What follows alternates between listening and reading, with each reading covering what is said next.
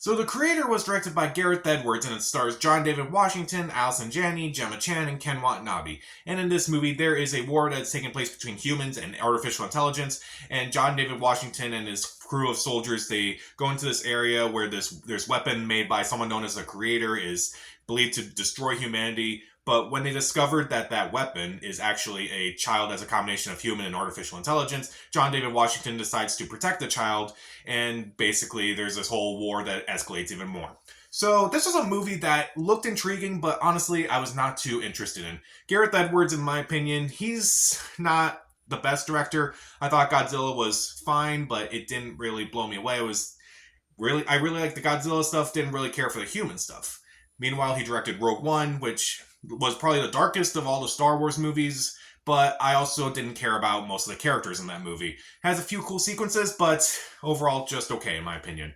So I was not looking forward to this. Also, it kind of just looked very similar to a bunch of other movies out there, like Blade Runner, for instance. And so I still gave it a chance. Why not? Because I try to see as much as I can, and I try to let the whole comparisons to other movies drop because there's hardly anything original these days. So honestly, I did like this movie. I like this. This is probably some of his best stuff. Gareth Edwards' best stuff he's directed.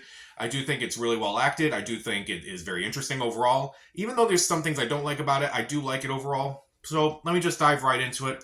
First off, the acting is really good, particularly from John David Washington. I would argue this is his best performance. His performance is really good here. He's charismatic. You understand his character a lot. You feel everything he feels, and also you do buy his relationship with the little girl in the movie who's played by Madeline Yuna Voyes in her feature debut. I'm sorry if I mispronounced that name, but I did like their relationship overall. I did think that their bonding was actually really good. I did think that it's a similar trope, honestly. Like we've seen it before in movies like Logan, also on The Mandalorian, and also in The Last of Us. But I do think the relationship is strong enough that it's like, it's a trend that I think it works overall in this movie, but I think that's kind of the thing I'm going to say about this movie. It's like, yeah, we've seen this before, but it still kind of works in this movie. But I did think the two of them, they work together pretty well. Also, Allison Janney's really good in the movie, too. She doesn't appear in the movie that much, but when she's on screen, she does command it fine. Also, the world building is fascinating. What is fascinating about this movie is that it looks like it definitely feels like a world that's been kind of like destroyed by everything that's been going on.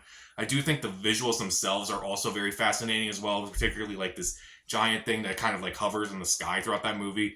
It's really fascinating. It's definitely not a movie that's like VFX heavy, but it's just like the visuals are just enough. They never go overboard, honestly. Also, what is fascinating is the arguments of AI. You would think, oh, this is a movie about artificial intelligence and everything that's bad about it. Well, yeah, but at the same time, it kind of shows the pros and cons of it. So it's not just like basically just saying, oh, artificial intelligence is bad. But it definitely makes the cases for it and against it. And it doesn't really just belittle either side. It actually balances things out perfectly. Also, the score by Hans Zimmer is really good. Hans Zimmer, always reliable composer. He's really good in this movie. He's really good for the movie. And even though there's a serious tone throughout this movie, there are mainly some moments where I was laughing. There was like, and it was intentional. Like, they were intentionally trying to make you laugh at some of the jokes that were being said, some of the things that, like, the little girl does in the movie, maybe some lines by Allison Janney. It definitely has its funny moments, so it doesn't, like, is not entirely serious throughout the entire movie. And admittedly, even though there are some cliches, they constantly turn them on their head. Like, I felt like, okay, once we see some things that are happening in this movie, I'm like, okay, I've seen this before. I've seen this before in other movies. I probably just saw this in another movie just a few weeks ago. But it does enough to kind of like make you it turns enough to where it's like, okay, you kind of see that they're doing something different. It's like it introduces you to something familiar, and then it kind of changes it enough to a point where like, I kind of forgot where I was before because this is where I am now. And that's kind of also something I will say about the movie. It's predictable and yet not predictable at the same time. It's familiar enough, but once you really get into it, it's definitely different enough. So, what don't I like about the movie? Well, admittedly, in the opening, there's a lot of cliches. There's some predictable moments here and there where it's just like, again, it kind of borrows heavily from other movies. And I'm trying not to use that as a comparison at this point because, like, pretty much every movie that comes out at this point is borrowing heavily from something. And so, but it is kind of obvious, especially at the beginning, which I won't spoil by any means. And also, there's some pacing issues with this movie too. The movie is a little over 2 hours, and honestly, if this movie was under 2 hours, I feel like it would have been a lot better. Like, I feel like they kind of like definitely extended a few scenes, and I'm like, this scene doesn't need to be extended, but I felt like they could have they could have tightened some things, honestly. Also, there's some actors who I felt were kind of wasted. Ken Watanabe's in this movie, kind of. He's kind of wasted in this movie and couldn't have been played by anyone. Reportedly, he was going to be played by Benedict Wong, but um, definitely, definitely a movie where I'm like, definitely a performance where I'm like, his character could have been played by anyone. Same with Gemma Chan. I felt like her character could have been played by anyone. I feel like it's not necessarily the fault of the actors; it's more the fault of the writing themselves. Because I felt like their roles were not really that well written. Honestly, they could have been fleshed out more, like John David Washington's character, and also the little girl in the movie. And also, I feel like the movie.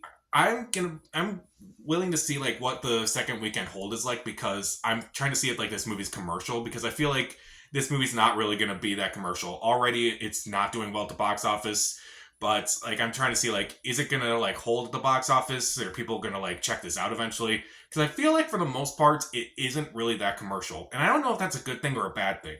Cuz like, some I'm thinking like if it's not commercial it's not going to do well. But at the same time it's like if it's not commercial then at least it's trying for something. At least it's swinging for the fences. At least it's going out there to try to be different from like a lot of other things.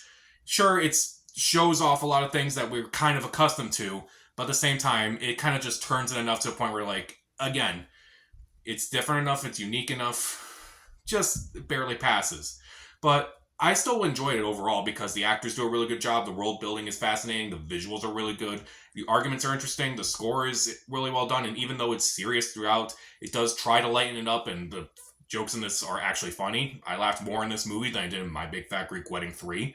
And even though there were some predictable moments and some pacing issues I didn't like and felt some characters were just underwhelming, I do think The Creator is an interesting movie to check out, especially if you're really into sci-fi.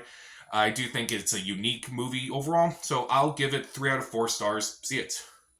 So, what was the last sci-fi movie that blew you away? Comment down below, subscribe to the channel. This is Pat. Stay safe.